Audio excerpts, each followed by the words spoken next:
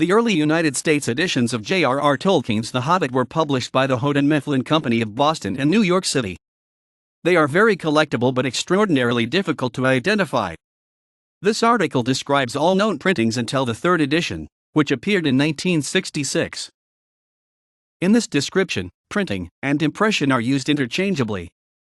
Early editions of a book as popular and enduring as J.R.R. Tolkien's The Hobbit inevitably attract the attention and money of both book collectors and fans. Because a publisher cannot predict accurately how the public will receive a new author, they usually print a small first run and follow it with reprints as needed. Often this first run is called a first edition. Technically, however, the first edition spans not only the first printing but all printings until the type is reset. In the collectibles market, normally it is the first printing that commands the bulk of attention and money. That is because it was printed in small quantity and under risk of failure in the market. The people who bought the first copies pioneered the book's popularity, and those copies are considered precious. While the same is true of The Hobbit, the curious history of the book complicates and broadens the market considerably. Most books either receive immediate attention in the market, or fail. The successful sell most of their copies within a year or two of publication. Now and then a book sells well and continues to sell for many years. The Hobbit and The Lord of the Rings were drastic exceptions to both patterns. Both works sold enough to induce the publishers to continue printing, but for the first 25 years of The Hobbit's life, and the first 10 years of that of The Lord of the Rings, sales on both sides of the Atlantic amounted to little more than a few thousand copies per year. It was not until the mid-1960s that social trends flowered into an acceptance and even hunger for the modern fantasy, which Tolkien had developed so long before almost on his own. Formerly an obscure author, Tolkien exploded into popularity. Despite the fact that The Hobbit had already gone through 15 printing runs and 2 distinct editions by then, suddenly all of them were collectible. By that time, printing presses were churning out more copies every year than had been sold those first 25. Tolkien's publisher was George Allen and Unwin Limited of London, A&U. Houghton Mifflin of Boston and New York arranged to publish Tolkien's books in the United States. Houghton Mifflin did not set their own type. Rather, they printed sheets for the first edition from plates etched from a photo enlargement of the Allen and Unwin first edition. For the second edition they imported sheets directly from A&U. However, they bound their own volumes, usually distinctly from their British counterparts. The American versions differed from the British in one respect crucial to the collectibles market. Beyond the first printing, most of Houghton Mifflin's impressions did not identify which printing run they came out of or even a copyright date. This failure has led to intense confusion in the collectibles market. Very few people can identify the Houghton Mifflin second editions, which were extant from 1951 to 1966. Hence, people cannot be sure what they have or might be buying and therefore what it might be worth. Very roughly, earlier printings are valued more than later. In particular, the first edition, with its very different account of riddles in the dark, is in great demand. However, the fifth overall impression, or the first printing of the second edition, seems to be garnering prices as high as the British fourth printing, which was the cheapest and most common of the first edition printings. Later second edition printings are valued much less than first edition printings or the first printing of the second edition. The presence of the matching dust jacket often doubles the value of any of these printings, particularly if it is in good shape. However, because the second American edition changes its binding color from printing to printing, they gain considerable charm displayed in array without their jackets. Use the table to identify first edition printings. Note the explanation below. This is not the order the maps appear, but, rather, the order stated in the list of illustrations. In all first editions the Wilderland map appears as the front paste down. Earliest confirmed data seen in publishers' records, owners' inscriptions, or library stamps. Emblems. Hobbit. Center of title page shows a bowing Hobbit emblem. Flautist. Center of title page shows a seated flautist emblem. Half title. None. Volume has no half title page. Present. Volume has a half title page. Binding. Book cloth A. Yellowish tan with slight greenish cast. Even color. Tight weave in both directions. Book cloth B. Neutral light tan, the lightest amongst the group. Tight weave. Book cloth C. Slightly darker than book cloth B, very faint pinkish cast and some light. Even weave. Book cloth D. Variegated darker tan, lacking any greenish or yellowish pall. Linen-like weave. Book cloth Eve, similar to book cloth A, but more intensely yellow. Library, deep orange with jacket design silk screen in black. Page 118. Chapter 6, the chapter title is mislabeled. Chapter 7, the chapter title is correct. Map order. Thrower front, the list of illustrations mistakenly states Thrower's map as the front end paper. Thrower back, the list of illustrations correctly states Thrower's map as the rear end paper. Map stock. Smooth, the paper the maps are printed on is smoothly calendared. Rough, the paper the maps are printed on is no smoother than the text block. Map leaves. Paste down, the outside leaf of each map is pasted down onto the inside of the cover. Free, the outside leaf of each map is a free leaf. Type flaws. Clean. None of the flaws listed below. Broken A. P193, line 8, the T in into is broken. P193, line 10, the O of is broken. P205, line 5, the E of else is broken. P237, last paragraph, there may be spots of thinning toward the left, especially the 2's, S of darkness as well as the below. Broken beat. All of broken a plus. P81, line 16, the comma after blade, is light, and so is the op left of the O just below. P119, line 3, the O and below is broken at the bottom. P125, line 4, the O and to C is broken at the bottom. P125, line 13, the EA and mean is slightly clipped at the top. P145, line 16, the E in the first the is lightened. Broken B/C. All of broken B plus. P213, line 13, the right stem of an and nor is broken in the middle.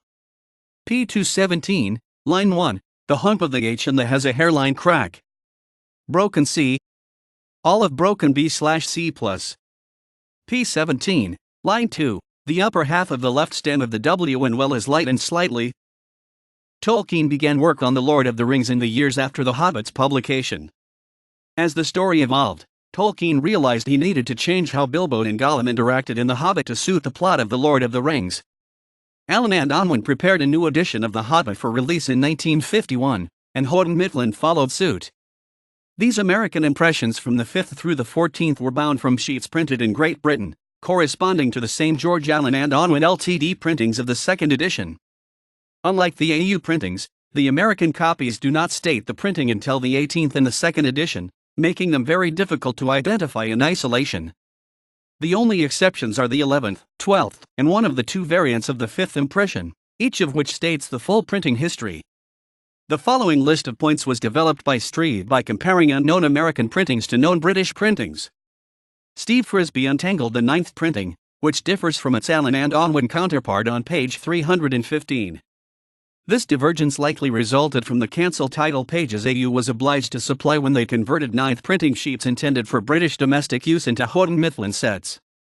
Information regarding the print run sizes of the 2nd American edition of The Hobbit is reported at tolkienbooks.net and is derived from Allen and Unwin records. The American 2nd editions from the 5th through 14th printings measure 12.7 x 19.0 centimeters, contain 315 numbered pages, and have end paper maps printed in black, white, and red. The frontispiece is printed in color, but the remaining color plates of the 1st edition have been eliminated. With the exception of the 5th printing, the cover design is similar to the American 1st edition, only smaller, differently colored, and lacking the bowing Hobbit emblem on the front board. Both variants of the 5th printing, on the other hand, are bound identically to the British printings, with the only distinction being the notation Houghton Mifflin Company at the base of the book's spine. It would be logical to surmise that Houghton Mifflin put out a 15th impression corresponding to the Allen and Unwin 15th, which is the final British printing of the 2nd edition. But Houghton Mifflin had abandoned the practice of importing sheets from Allen and Unwin after the 14th impression. This decision coincided with the rapid rise in Tolkien's popularity in the United States in the mid-1960s. With larger runs, printing locally while paying AU an offset fee was cheaper than importing. The decision also coincided with a change of printer on the British side, through the 14th printing, excepting only the 12th printing, contracted out to Waterloo and Sons, Unwin Brothers Limited printed the sheets. Starting with the British 15th impression, C. Tingling & Co. Limited, took over the printing, though the publisher remained George Allen and Unwin Ltd. Perhaps the change of printer is relevant to Houghton Mifflin's decision to print their own sheets. In any event, the new format accounts for the 15th through 23rd printings and is described below in later printings of 2nd edition. The following table lists the printing dates, export dates, and number of sheets exported from George Allen and Unwin to Houghton Mifflin across the 2nd edition, as determined from George Allen and Unwin records. The stated date is the date listed in the corresponding UK impressions printing history on the copyright page. Houghton Mifflin issued two distinct variants corresponding to the British 5th printing. The earlier variant, 5A, is constructed in a similar style to the subsequent American printings of the 2nd edition. That is, the title page states Houghton Mifflin Company, Boston, the Riverside Press, Cambridge, and the book lacks the printing history and colophon entirely. Even so, the sheets for the text body came from ANU and thus are identical to the British 5th printing. The later variant, 5B, is identical to the British 5th printing in every regard except for the Houghton Mifflin notation at the base of the spine. In particular, the title page states London, George Allen and Unwin Ltd., Museum Street. The colophon shows the 8 ANU Street George and the dragon insignia and the addresses of the publisher's offices worldwide, and the title page verso shows the full printing history. American 2nd edition dust jackets are nearly identical to British, except that Houghton Mifflin is printed at the bottom of the spine instead of George Allen Unwin. The design is basically unchanged from the original 1937 edition of The Hobbit. Dust jackets declare the impression and often may be used to ascertain at least the approximate printing of the book. Sometimes, however, the publisher put dust jackets from one printing onto books of a neighboring printing. Also lost, damaged, or discarded dust jackets are sometimes replaced with ones acquired elsewhere. Hence the jacket cannot be considered definitive. The 5th and 6th impression signature marks are at the bottom center. B on page 17, henceforth incrementing one letter every 16 pages. Asterisk on page 307. The 7th, 8th, and 9th impression signature marks start with B on page 17, henceforth incrementing one letter every 32 pages. Asterisk on page 307.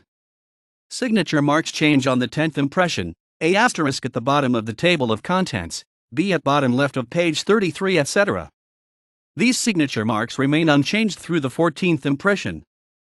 Paper weight varies from printing to printing. Generally, the earlier impressions are thinner than the later. Measurements exclude the binding and end papers. They start from the half-title page and extend to the last story page. The leaves should be pressed tightly when measuring. Measurements are rounded to the nearest half millimeter. The 5th through 14th impressions come in a variety of colors. Generally, all the books from one printing are bound in the same color, but exceptions may have been found, perhaps when bindings intended for one printing were left over and found use at the beginning of the next printing. Hence, the color of the covers cannot conclusively identify a book. The 6th impression's blue-green is medium light and distinctly blue. The 7th impression's khaki binding, on the other hand, shows no hint of blue or grain. Its color is considerably darker than the 10th through 12th impressions. The rust color of the 7th impression seems slightly darker than the 8th. Also, the 7th is lacquered whereas the 8th is not, which probably accounts for the color difference. The covers on the 10th through 12th impressions are very similar to each other, lighter than the 6th impression, and contain no distinctly blue cast. The 10th impression might be slightly lighter than the 12th, and the 12th might be slightly lighter than the 11th.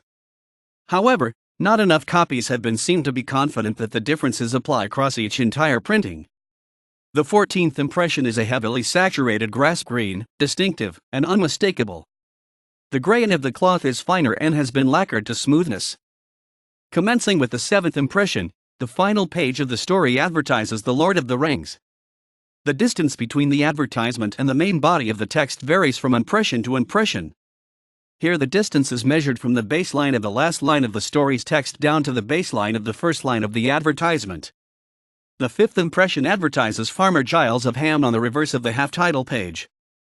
The 6th through 13th impressions advertise Farmer Giles of Ham and Lord of the Rings asterisk on the reverse of the half-title page. The 14th impression advertises The Adventures of Tom Bombadil, Farmer Giles of Ham, and Lord of the Rings on the reverse of the half-title page.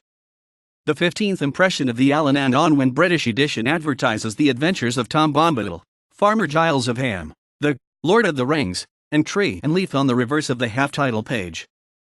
Houghton Mifflin probably did not issue a printing from these sheets. Note that the sixth impression advertises The Lord of the Rings on the reverse of the half-title page but not on the last page of the text. This distinguishes the sixth impression. Asterisk: the advertisement for The Lord of the Rings on the half-title page is missing until the 24th printing. Starting with the seventh impression, the first O on page 22 was broken at 5 o'clock. The 13th impression, on the bottom of page 315, displays an illegible IB, and you will learn a lot more about them. The 7th through 12th impressions, on the other hand, are clean. The illegible IB persists throughout remaining printings of the second edition, both British and American. Houghton Mifflin enlarged the book to 14.0 x 21.0 centimeters commencing with the 15th printing, probably in 1964. At that point they abandoned importing sheets from George Allen and onwent Ltd parallel to the single British 15th printing. Houghton Mifflin reprinted The Hobbit 9 times from their own plates until the advent of the third edition. They dropped the red color from the maps and removed the color frontispiece so that no color remained in the book's interior. The 15th and remaining printings of the second edition are bound in light green with lettering in dark blue. Beginning with the 18th impression, the volumes state the printing number on the reverse of the title page, but the 15th, 16th, and 17th printings do not seem to have any unique marks to distinguish one from the other. The 23rd impression is the final impression of the second edition. The 23rd printing belongs to the second edition, since the text is unchanged. The 24th printing, though it does not explicitly state so, clearly belongs to the third edition. It replaces the second edition's description of the revised edition with a description of rooms. The type is completely reset, and the page count increases to 317. While the Allen and Unwin sheets appear to have been printed from linotype plates, clues suggest that Houghton Mifflin opted to film set the later printings of the second edition. They did not phototypeset new plates, rather they seem to have photographed the 14th impression. While the sheets are larger, the type block itself is identical. All the print surface flaws that the Allen and Unwin plates had accumulated up to that point were faithfully reproduced in film for the remaining printings. Because any number of copies of the film can be made and stored for future use, the type does not degrade from printing to printing the way it would with linotype. If the film tears or loses its crispness, it may simply be replaced with a duplicate. Hence, comparisons of type degradation to sort out the 15th, 16th, and 17th impressions would seem fruitless. Indeed, the 23rd impression's type block seems just as effectively identical. By settling on a single binding color and dropping all color from the interior, Houghton Mifflin cheapened the book and killed the charm of the second edition. These later printings are not considered to be as collectible as the earlier printings. The printings of the standard third edition are not marked as such. Instead, they list their printing on the reverse of the title page in the original succession dating all the way back to first UK printing. They are bound identically to the later printings of the second edition. The first impression of the third edition is the one marked as the 24th printing with a copyright date of 1966. Second editions contain the original description of the revised edition, beginning with, in this reprint several minor inaccuracies. The third edition's foreword, on the other hand, describes the runic character seen on the maps and in the text. It commences with, "This is a story of long ago." Also, third editions contain 317 numbered pages, as compared to the 315 of the second edition. Later Houghton Mifflin editions of The Hobbit are readily identified by their ISBNs and copyright page. They are not generally considered collectible, although first printings of the 1973 collector's edition in green simulated leather occasionally go for a bit of a premium. See English language editions of The Hobbit for a complete list. == References ==